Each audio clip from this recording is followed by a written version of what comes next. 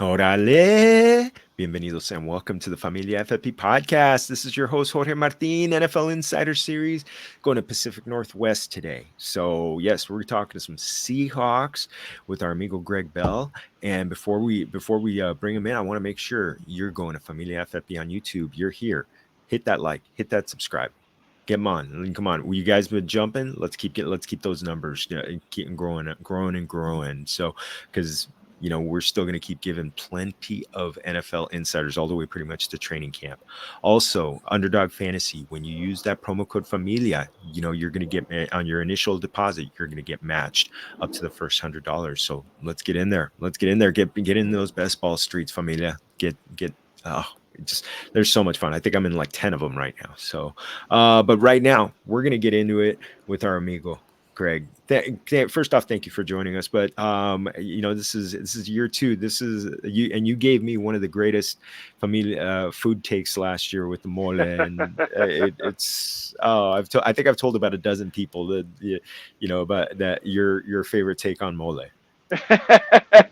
Jorge, hola. Yeah, I just told you the story off air before we got on, and I found a taco truck up the street that does it in a stew, and it just sits there all day. It's off menu. You got to catch it when you get it. They're lucky to get it. I just served 2 days ago. So yeah, appreciate your appreciation for mole. It's rare when it's that good. Oh yeah, and you find a place. Yeah, you just man, and it's what, even though it's kind of like warmer food, you could still have it during the summer. So Oh yeah, absolutely. Year round. You like yours more chocolatey or not a more chocolate? Not too chocolate. I like it. Yeah. I like to taste the. I like to taste the. Usually, I have it with chicken. My mom makes it with chicken, and occasionally with turkey after Thanksgiving. So. But yeah, I love to taste that. So I'm with you. Like I told you, one of my favorite things, just a corn tortilla, just dip it right in there and just keep having it. Just keep dipping it and dipping it and dipping it. So, yeah, let's dip into the Seahawks. It's a new regime with Mike Macdonald, Ryan Grubb coming in as the offensive coordinator. It's a new day, obviously, going from, Pete Carroll, what are some of the early impressions right now? Well, Jorge, a lot of teaching going on, OTAs, mini camps, even into training camp. They've got not only the new head coach, the youngest head coach in the NFL, 36-year-old Mike Macdonald, in from the Baltimore Ravens, the defensive coordinator from there. They also have 22 in all new coaches, 21 assistants, only one holdover, Carl Scott, the secondaries coach. The entire staff is new.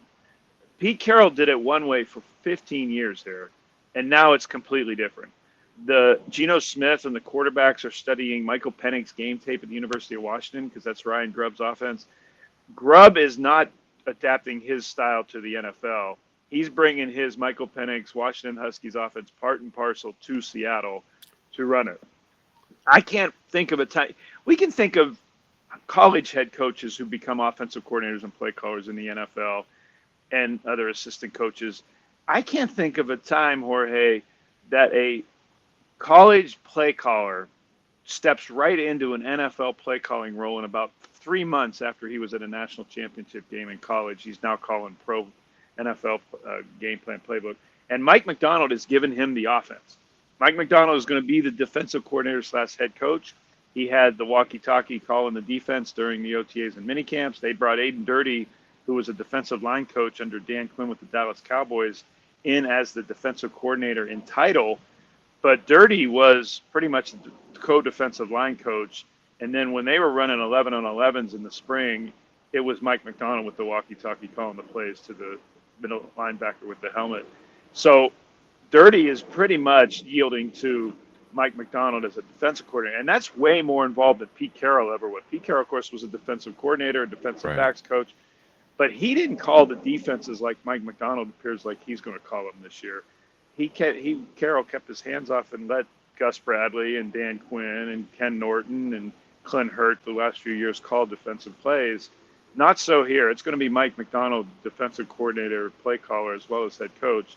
And then they have a new special team system, too. Jay Harbaugh, Jim's son, came from the University of Michigan, And the Seahawks got him instead of the Chargers coming to go with his dad. He's coming to Seattle instead to be the new special teams coordinator.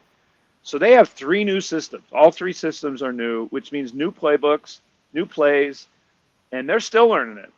I've asked players, both offense and defense, how far they into the install, and they're not done. They're going to start training camp still installing well into August.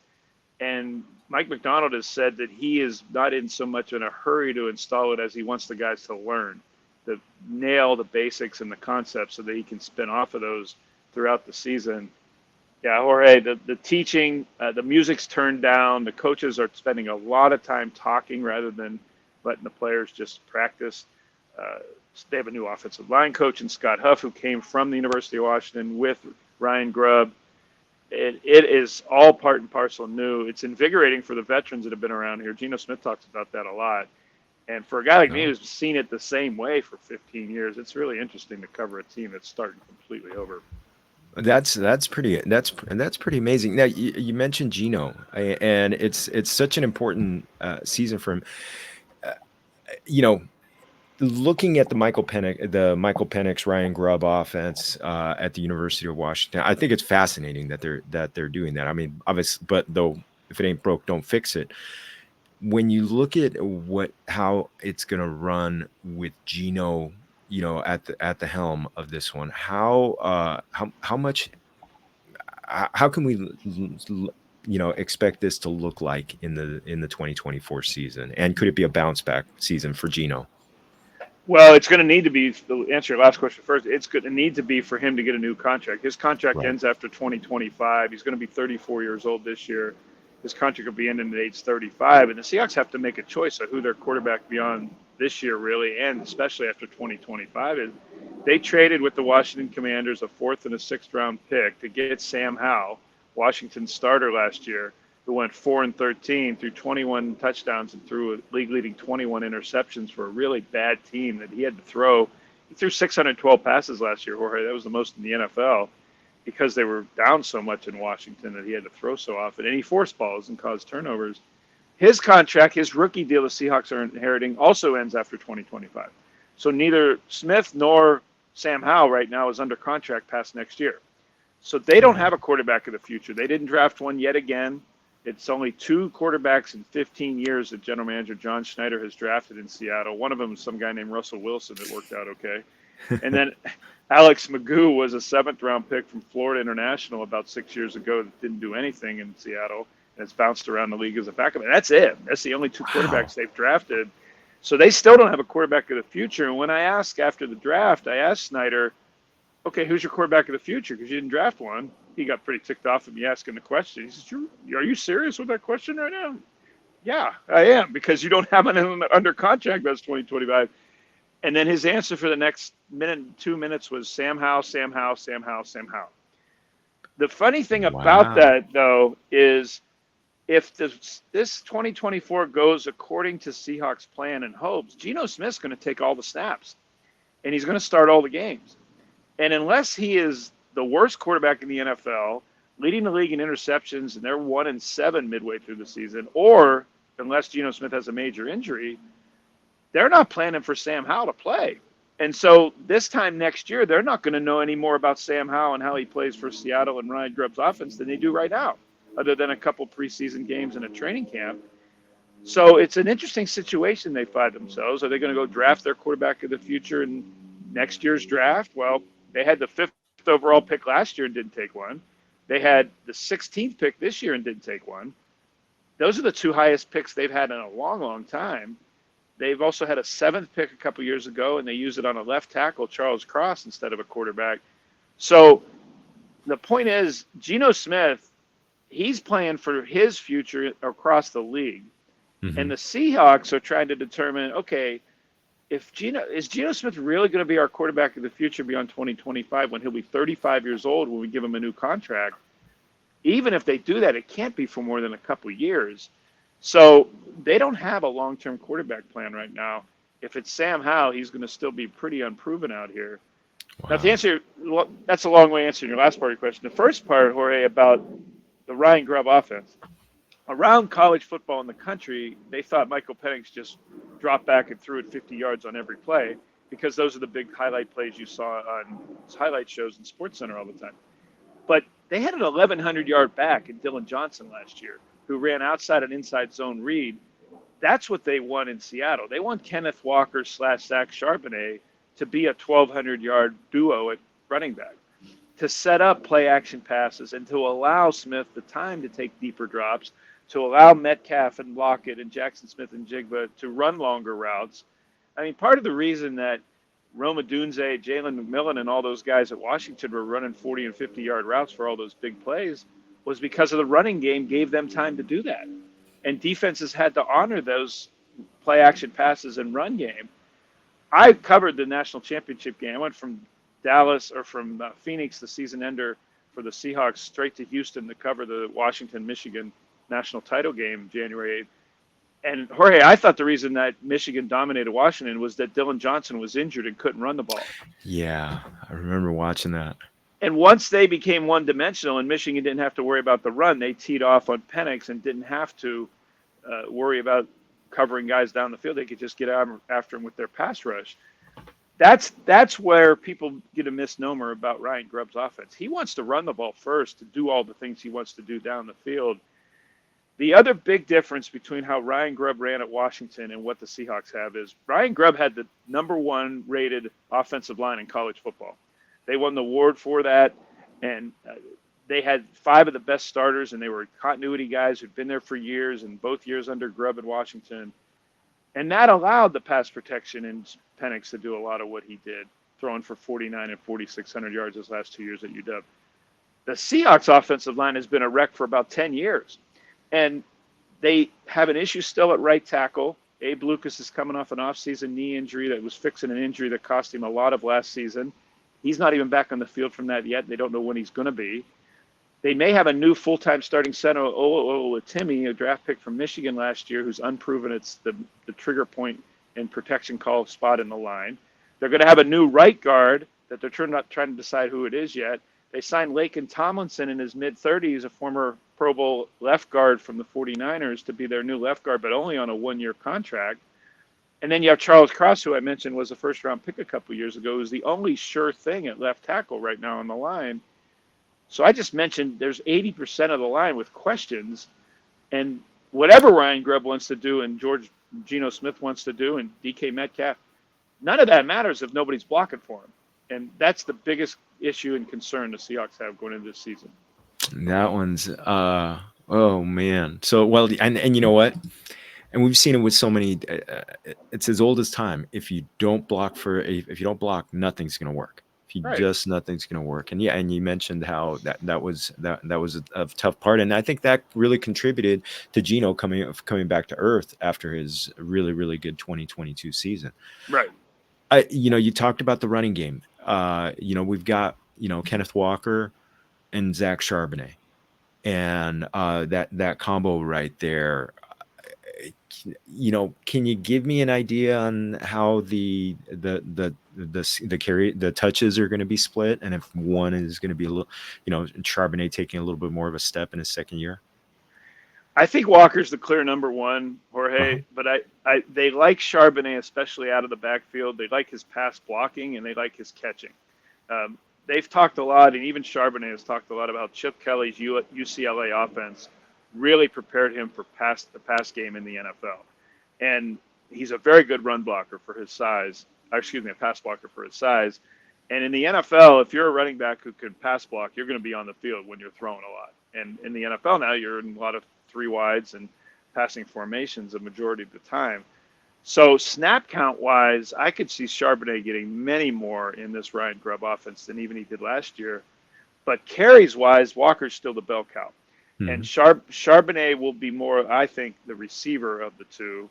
And he may end up with almost half. They may split nearly 45-55 in snaps, but that the run option, the run downs, I think are going to be Kenneth Walker's. Walker's an interesting guy. He runs with something of sometimes too patient, and the holes close on him. He's a little bit like Le'Veon Bell used to be for the Steelers. If you remember how patient he would be. The Steelers had a pretty good line then. Walker often waits for holes that never materialize because the line has been really suspect here in Seattle. And so they've been working on him. At least last year, he did more of just lower your shoulders and get the 3 yards, because you're not going to get the 8 or 10, because it's not happening. The line's not going to give it to you. And it took him a while after his rookie year to realize that he would benefit if the offensive line was just playing better and run blocking. He makes a lot of his yards out of nothing. He has some of the best 3-yard runs I've ever seen, for as much as he doesn't get blocking. I think he could be that 1,200-yard back if, again, Scott Huff, the offensive line coach, and Ryan Grubb can get some productivity and consistency out of that offensive line. Yeah, I mean, gosh. Just keeps coming back to the line. No, I'm convinced that's the key to pro football, even college football. If you don't have line of scrimmage, you're done. And that's why they've been so bad against San Francisco the last couple of years, and why they're still second tier in the NFC West. That alone, line of scrimmage, both sides. You mentioned, Jay Harbaugh, that the big down here, the big question mark was, are they going to go with Joe Alt, or are they going to go with, or are they going to go with Malik Neighbors? And, we're going to, but I don't think you can ever go bad going, it never goes wrong. Just never goes wrong. Because you're right. If you don't have that, you can't do schemes. You can't quarterback, can't read defenses. He's got to throw first reads. And yeah, absolutely. They're trying to get there. They have this, especially center, for instance. They've had 9 starting centers in 9 years since they traded Max Unger to the Saints for Jimmy Graham in 2015. It's been a black hole for them. They haven't drafted him. They haven't kept him there. They've 1 year. Austin Blythe was 1 year. Can Oluwatimi be a multi-year starting center? He's in his second year of his 4-year rookie deal, and that's the hope here, but he is still unproven at the trigger position. So offensively, yeah, it's a house of cards until the offensive line fortifies it more than it has the last few years here. Yeah, the center. I mean, everybody talks about the left tackle, and it's almost like the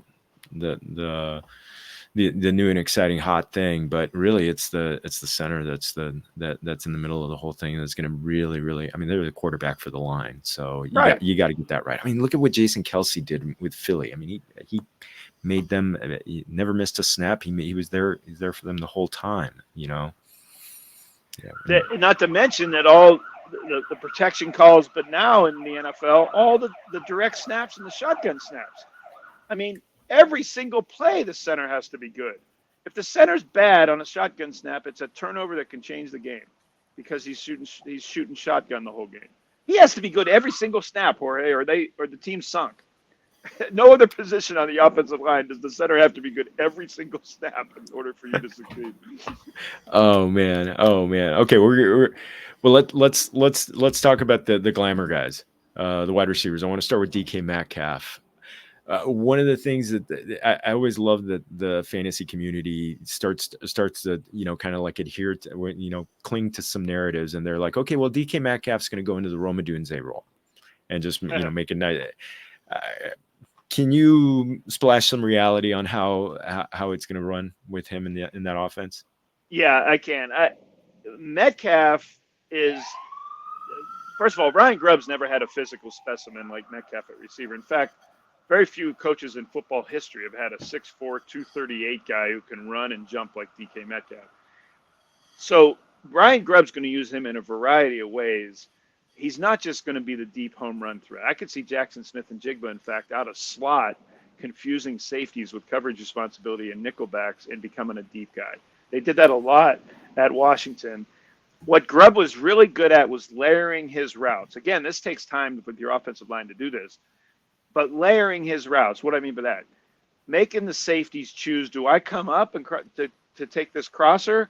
Do I stay back for a deep route that may or may not come? Oh, here it comes, and it's already behind you for a touchdown before you realize it was there.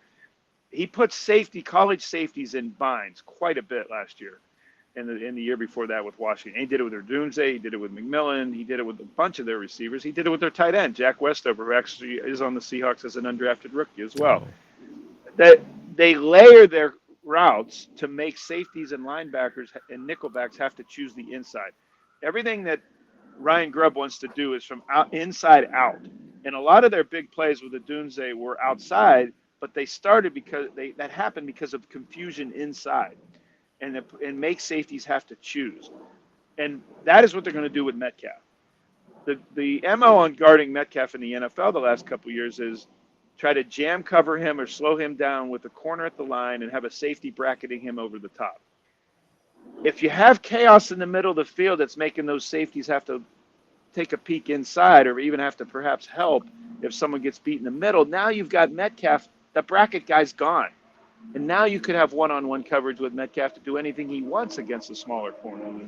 So the key to Grubb's offense is going to be the chaos he creates in the middle.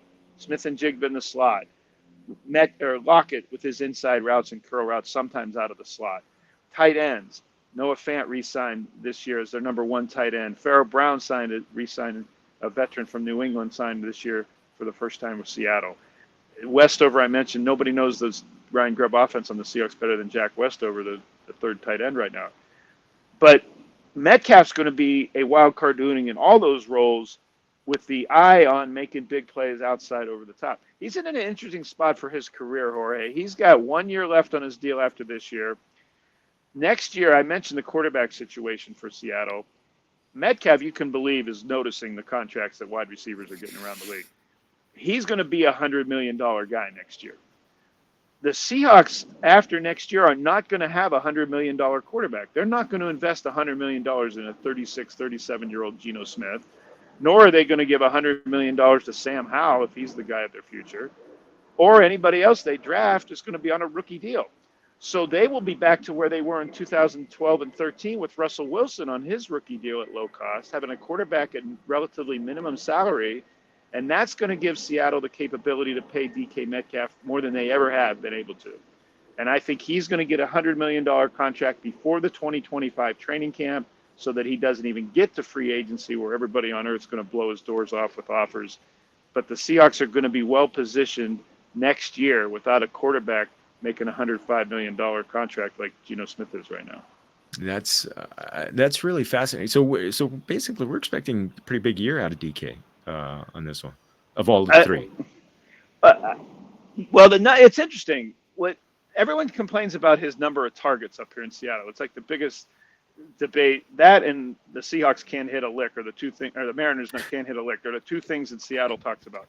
DK Metcalf getting more targets and the Mariners striking out. That's the only thing people are talking about in Seattle. But there are times that under Shane Waldron's offense that Metcalf was getting 12, 10, 11 targets a game, but only 3, 4, 5 catches.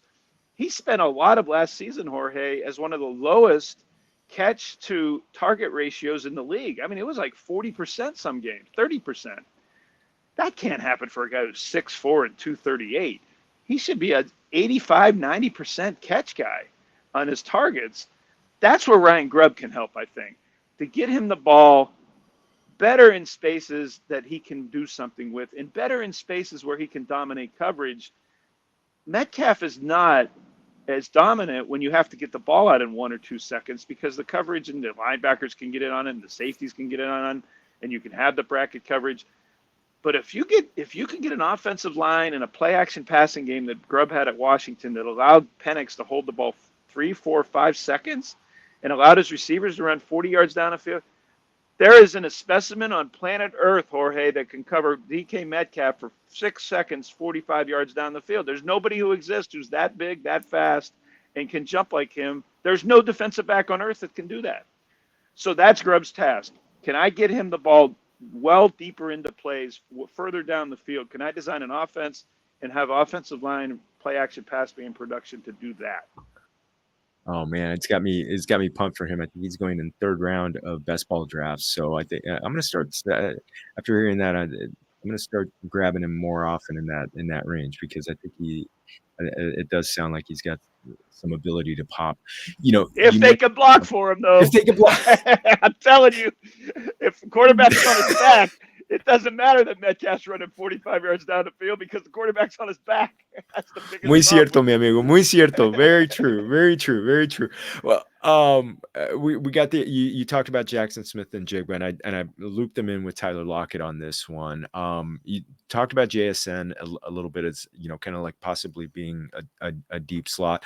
People are looking for him as the year 2. I remember one of the things that you told me last year, that he was doing things that other wide receivers did later on, catching the ball away from his body and things that really struck to me. He had the injury late in training camp, which I'm sure that derailed a lot of that momentum. And but what kind of jump are we looking for in this offense, and kind of like where does Tyler Lockett fit in this pecking order? It's good of you to remember that, because that broken hand wrist really set him back for a month plus. He came back, played with a cast, but what it caused, they didn't change as far as trying to use him and play him. But Geno Smith just didn't trust him as much. Inherently, I mean, think about it. You got a rookie who's wearing a cast in his first games in the NFL, and you have Tyler Lockett and DK Metcalf. Who's he going to throw the ball to when he absolutely has to? And when he absolutely needs a catch, it's not going to be the rookie with a cast on his hand. So that's how his Smith-Njigba's career began. And when push came to shove and 49ers and Rams were all over Geno Smith, he wasn't looking at 11. He was looking for 16 and 14, Lockett and Metcalf, because he trusts them. Now he's got a full year of health, an full off season with Jaxon Smith-Njigba, which he didn't have last year. He didn't have spring OTAs and mini camps with them. He only got after the draft. He didn't have all this installation time that they're all learning the offense together. And Smith-Njigba doesn't have a cast on his hand. So he's already so far ahead of where he was last year. Now, everyone's at the same spot because of the offense being brand new. But Smith trusts him more now. And they're going to move him around, Smith-Njigba. You'll see him in slot. You'll see him outside. Right, much like Mike Macdonald on defense, Ryan Grubb tries to create matchups and confusion on offense by moving his players before the snap. And that's what they're going to do with Smith-Njigba quite a bit. I think his numbers will go up. I think that's because they'll trust him more. And I think he's not just a slot receiver in this offense. Now, Lockett, he's almost wearing a sandwich board down First Avenue in downtown Seattle to declare that he's not playing much anymore. He says it every time he talks to us. Hey, I got a lot of stuff going on. I just got married. I'm in my 30s. I've made so much money. I'm set. My great-great-grandchildren are set. I don't need to make any more money. I mean, he says this all the time. I wouldn't be surprised if this is his last year. His contract ends after next year, after 2025. But he's not in the longer-term plans for them. He's still the most trusted guy on 3rd and 6 because he runs 7 yards away from the defender and will always catch the ball. I mean, I can count maybe on 1.5 hands in the 10 years he's been with the Seahawks that he's dropped the pass thrown accurately to him on 3rd down. He just goes 7 yards, falls down, and gets the first down. And a lot of people criticize him for no yards after the catch because he does fall down as soon as he gets caught, he catches the ball. But that's how he's been in the league for 10 years, by not taking hits like that. I still think he's the guy, when they absolutely need a first down, that still Geno Smith's going to throw to Tyler Lockett. Oh, man. Love it. Love it. Love it. Is there going to be any leftovers for Noah Fant in the tight end game? I think the tight end game is in the tight end room is the weakest it's been in a while. I mentioned Noah Fant coming back on the contract, and Pharaoh Brown they signed is more of a blocking tight end. That's at least been his role lately in the NFL. They lost Will Disley to the Chargers, as you know. He was their primary blocking tight end, the former University of Washington defensive tackle. So they needed to replace him, and they did it with Pharaoh Brown. Jack Westover, to me, has a chance of being an unsung fantasy guy, productive guy that nobody's talking about. Because, again, he's 2 years ahead of everybody else in knowing Ryan Grubb's offense compared to every other Seahawk. He knows it better than everybody. He knows it better than Geno Smith and the quarterbacks. So Westover is just working on his skill rather than his head and mind and getting his head around the playbook. So he's got a head start. And I think that he's going to get some playing time more than most undrafted rookies do because of his knowledge of the offense. But it won't be a lot, to your point. They only have one football, and they've got a lot of guys to get it to. I don't think tight end is going to be much of a featured position for them, even though they got some key catches at the University of Washington with Ryan Grubb and tight ends. Well, I mean, hey, I'm just going to focus on those 3 receivers and the 2 running backs, and just I'll keep it there. I'll keep it there. We went through the O line. On the defensive side, I mean, this was a team that's been able to get run on, the last couple years. Yeah, man. Like the Bulls at Pamplona, man. It was it was a ransacking, dude. That's awesome. I love that.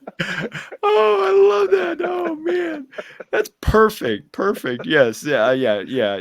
Well, I don't know how to recover from that. Where I mean, is that where they're going to be putting so much of their emphasis on improving? Yeah, I mean, they were 31st in the NFL. I don't know how they weren't 32nd. I mean, they should have been 102nd. They were so bad against the run last year. And that's part of the reason Pete Carroll's gone. He changed his defensive system last year. He spent $100+ million on his defensive front. He used his 5th overall pick on a nickelback who had his nose in on run defense, and they got worse. And every team on the Seahawks schedule, starting with Denver on September 8th in the opener, and especially San Francisco and the Rams in the NFC West, are going to still run the ball until Seattle proves it can stop it. Now, they drafted with their first pick Byron Murphy, 16, out of the University of Texas at 16th overall, a stud defensive tackle. I mean, his legs, Jorge, are so large. I mean, they're like the 101 freeway, the Ventura Freeway wide, are how wide his legs are. They're massive. He's built. We hate to say it up here, but the comparisons are inevitable. He looks physically like Aaron Donald. Not tall, but super strong and quick as hell. We watching him. I know they didn't have pads on, but when he was going through bag drills, he was the fastest defensive. He was faster than defensive backs at shedding bags and getting through and making turns in tight spaces. For his size at 300 pounds, about 6 feet, he's remarkably quick. I think he's going to move up and down the defensive line and cause all kinds of problems for the offense to figure out where he is to block. And they're going to try to do that with everybody on the defensive front, for that matter. They're making Draymond Jones, their $55 million offseason signing last year from Denver, who was a defensive end. They're making him more of an edge rusher, outside linebacker, stand-up guy at times. This defense, even with Mike Macdonald, is still going to have outside linebackers as their primary edge rushers rather than defensive ends.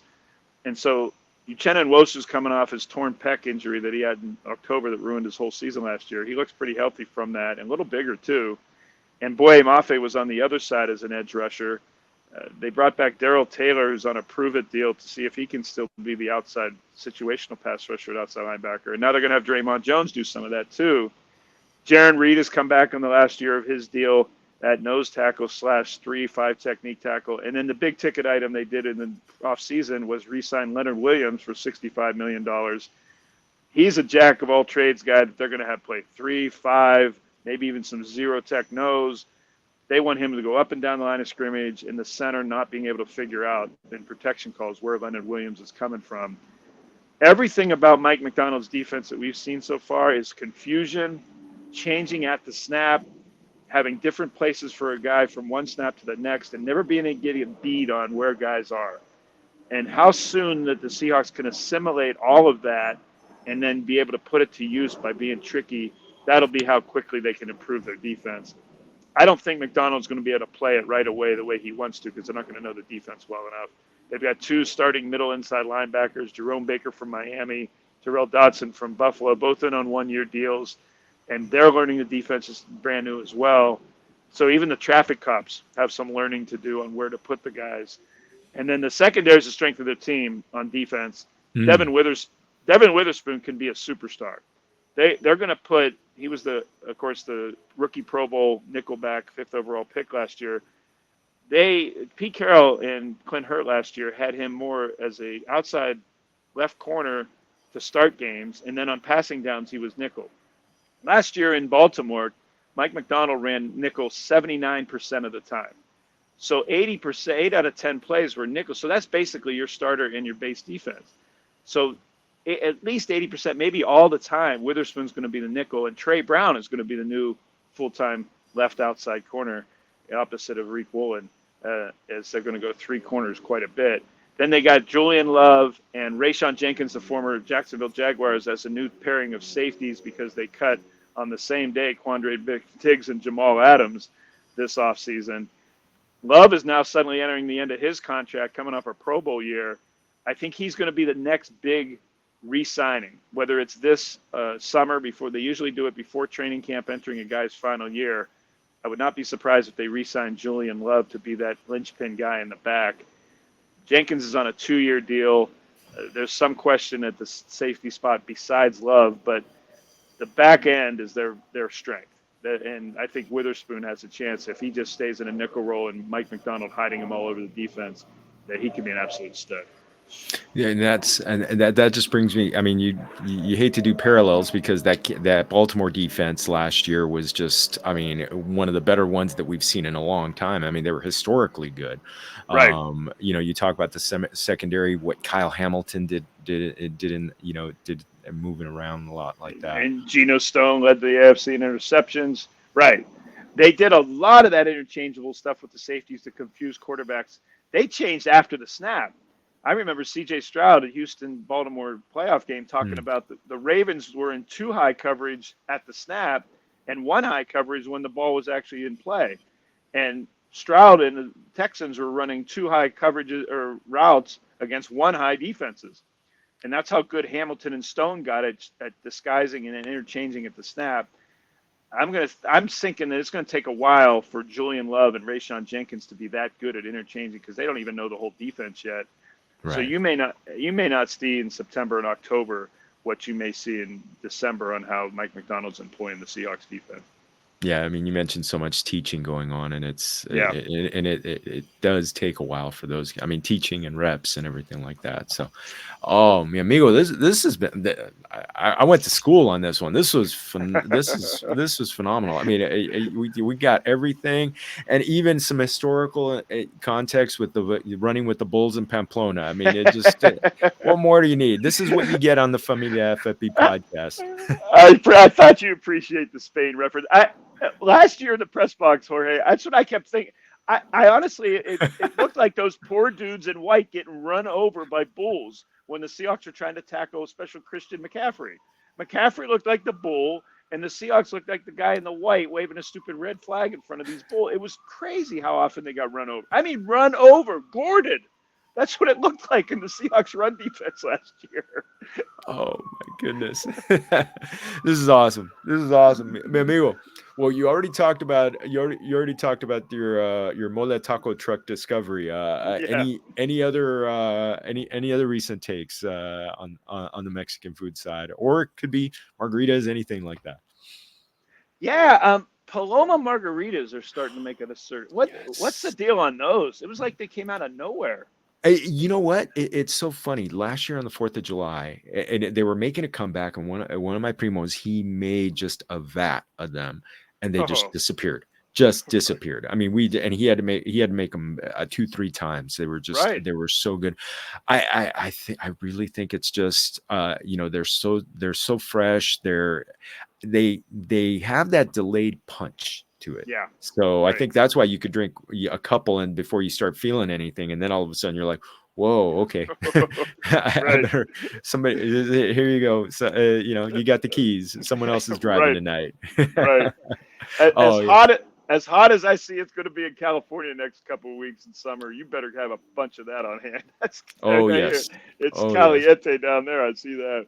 Oh yes, it's very caliente 4th of July with plenty of palomas. I'm gonna, my only problem is other people have been making them for me, so I got to find a YouTube video on how to make them for the 4th of July. So just to enjoy that. So you sound like you got a good setup. People making them for you. Good for you. Enjoy. It's that. even better. I've got so many.